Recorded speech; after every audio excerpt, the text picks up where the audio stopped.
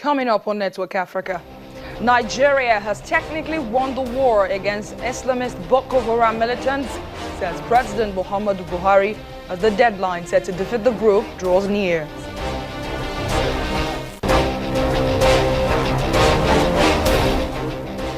Burundi ex-military officer Edward Nshimirimana to challenge President Pierre Nkurunziza as the country's political crisis worsens.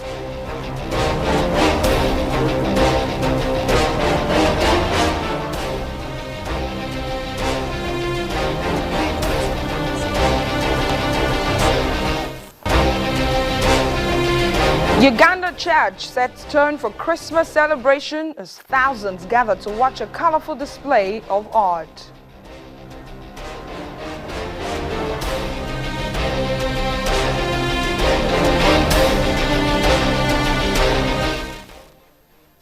Hello and welcome to Network Africa. I am Adeshewa Josh. It's just 7 days to the deadline set by the federal government of Nigeria to defeat the notorious group Boko Haram. This date was set by the Muhammadu Buhari administration shortly after he took office. The government adopted a regional offensive against the terror group with the collaboration of its neighbors, Chad, Niger, Cameroon and Benin Republic, countries that have also had their fair share of Boko Haram attacks. But as it is, the government, as the federal government, is taking stock of its feat, and President Buhari, in a statement, says Nigeria has technically won the war against Islamist group Boko Haram. Well, he reportedly said that the militant group could no longer mount conventional attacks against security forces or population centers, and that it had been reduced to fighting with improvised explosive devices and remained a force only in its heartland of Borno State. Critics of the government, however, argue that the statement by the president exaggerated the scale of its success against the militants, and that each time the army claims to have wiped out Boko Haram, the militants have quietly rebuilt. Now let's get more on the story, and not being joined by Wale Ismail. He joins me on Network Africa to talk about the claims of the federal government that it is winning the war against Boko Haram. Thank you so much for speaking to us on Network Africa. Thank you, Adeshewa. Oh, let's start with what you make of the federal government's announcement that the military has technically won the war on Boko Haram. Have we won or are we winning? Yes, I think there is a sense to which what the president said is right. I think if we cast our mind back to 9-12 months ago, the kind of audacious attacks that Boko Haram was able to mount, the kinds of territory Boko Haram was controlling, I think by and large, those territories and those kind of audacious attacks, they are, more or less no longer the case at the moment. So I think the president is right. But that does not mean Boko Haram is completely neutralized. You will still see incidents of IEDs. You will still see targeted attacks or bombings by Boko Haram on some soft targets. So you're still going to have that. If you look at instances in Afghanistan, in Iraq, and a few other places around the world where issues or terrorist groups have been operating, even where superior military forces like those of the United States, NATO, and the rest, where they have been able to dislodge terrorist group, they have not, they are not completely immune from these soft attacks. But I think that is by the wayside. Right. I think the critical things that should engage the minds of the Nigerian government, the minds of Nigerians, and those who have Nigeria's interest at heart all over the world is how can Nigeria win the peace? So even if we've won the war technically, how can we win the peace? Which I think is that more brings difficult. me to this question, Dr. Ismail, quickly. Let's define technicality in this place. Is it that Boko Haram no longer has access to weapons and weaponry and what have you to carry out strikes, or they're just technically, like the president said, defeated? Well, yeah, the issue of war is a spectrum. Even if you use, hand pistols or AK-47 rifles, and then you use, fighter jets, conventional weapon systems. They are all war, in a war situation. So certain kinds of attacks, certain kinds of audacious military activities of Boko Haram have been curtailed. I think we have to acknowledge that. There has been progress in that. Just a year ago, the kinds of things Boko Haram was doing is no longer, doing that. So I think, that is at the level of, defining what we mean by defeating Boko Haram as a conventional fighting force.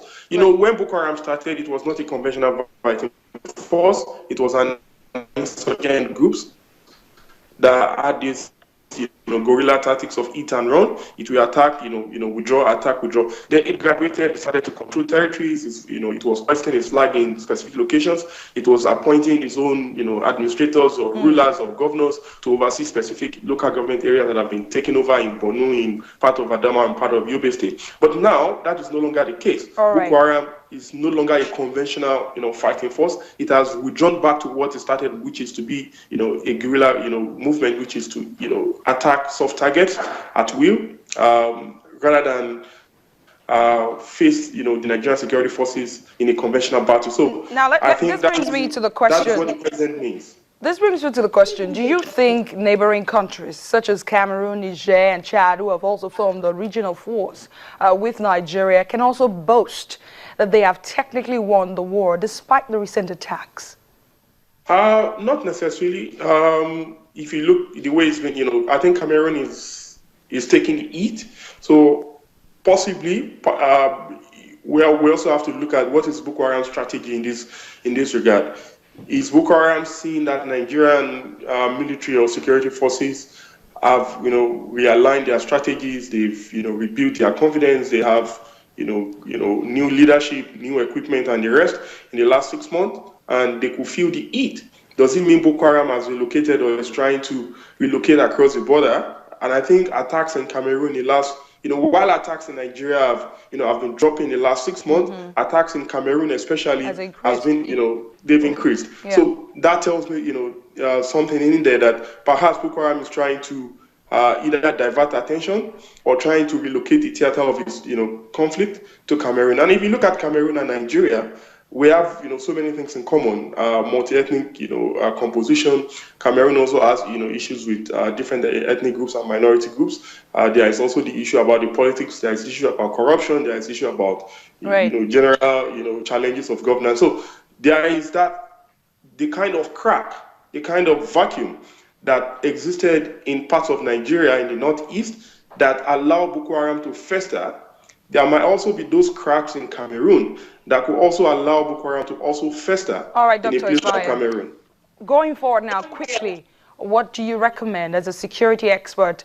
What do you recommend to, fully take out these militants and their operations? Well, I think, sometimes we get too emotional and too obsessed with, what the military is doing and the military side of things, the conventional fighting side of things. I think that is the easiest thing, in the whole scenario. The more important and the more difficult challenge is how to win the peace. How do you first prevent young people from being enticed to join Boko Haram? How do you prevent even those who have been affected? What do you do with individuals and communities who have been affected by Boko Haram conflict in terms of, being displaced, their social infrastructure completely destroyed, families or women who have been widowed, people who have been subjected to abductions, to rape, to different kinds of things. I mean, one thing is Boko Haram, another thing is the impact of Boko Haram on communities and societies. And that is the critical challenge of how to win the peace. For example, even for Boko Haram fighters who are arrested or who surrendered, what do you do with them? Do you try to reintegrate them back in the communities? How many of them can you imprison if you are to take a law enforcement approach? Right. I'm afraid we have to leave it there. Depending on the kind of crimes they've committed, might need to, be put to trial. But, the vast majority we have to find a way of taking them through DDR processes. That's right. Thank you so much. It's always a pleasure to have you on the program. Dr. Wale Ismail is a security expert based in the United Kingdom. Thank you for sharing your thoughts on the program. Let's take a quick break on Network Africa. When we come back, Ghana Transport Minister resigns over bus branding corruption scandal to the tune of 3.6 million cedis. We'll have the latest on the story from Accra. Stay with us.